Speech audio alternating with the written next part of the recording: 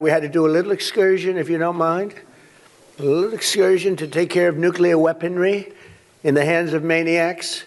But other than that, in a couple of weeks, and won't be much longer, it's moving along fast. We're way ahead of schedule. President Trump declaring that the U.S. has, quote, wiped out the Iranian regime's Navy, Air Force, and top leadership. Everything is gone. Their leaders are gone. That's as Israel announces Iran's top security official, Ali Larijani, was killed in overnight airstrikes, along with the commander of Iran's besieged forces, both responsible for the mass slaughter of civilian demonstrators. Their actual top was killed yesterday, along with somebody else who was responsible for the killing. The man that was responsible for the killing of 32,000 people over the last 2 weeks, he was in charge of the killing of protesters.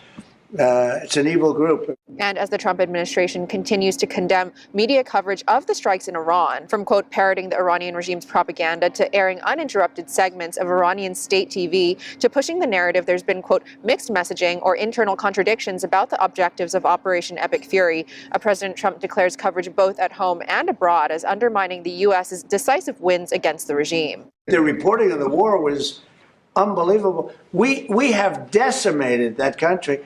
And if you watch BBC, it's almost like they're fighting us to a draw. They're not fighting us to a draw.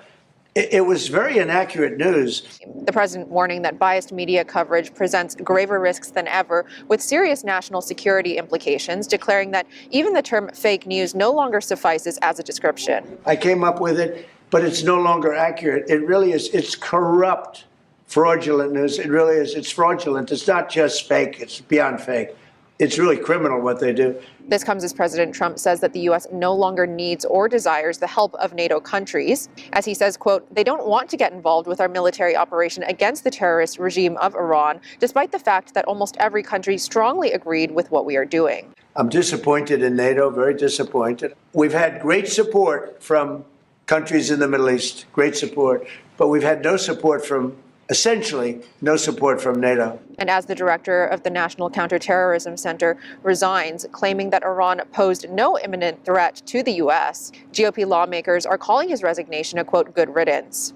I'm on the Gang of Eight. I got all the briefings. We all understood there was clearly an imminent threat. I always thought he was weak on security, but I realized that it's a good thing that he's out, because he said that Iran was not a threat. Iran was a threat. Every country realized what a threat Iran was. The question is whether or not they wanted to do something about it.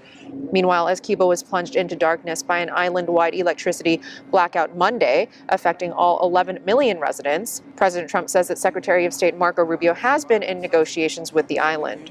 It used to be very successful. Now it's a country run by fear. Well, Cuba right now is in very bad shape. It's a non-functional economy. It's an economy that has survived. It's that revolution, it's not even a revolution, that thing they have has survived on subsidies from the Soviet Union and now from Venezuela. They don't get subsidies anymore, so they're in a lot of trouble. And the people in charge, they don't know how to fix it. So they have to get new people. And on his upcoming trip to Beijing, which was originally set for the end of March, President Trump now says it will take place in about 5 to 6 weeks, saying he thinks it's important for him to be in Washington amid Operation Epic Fury. Reporting from the White House, Mari Otsu, NTD News.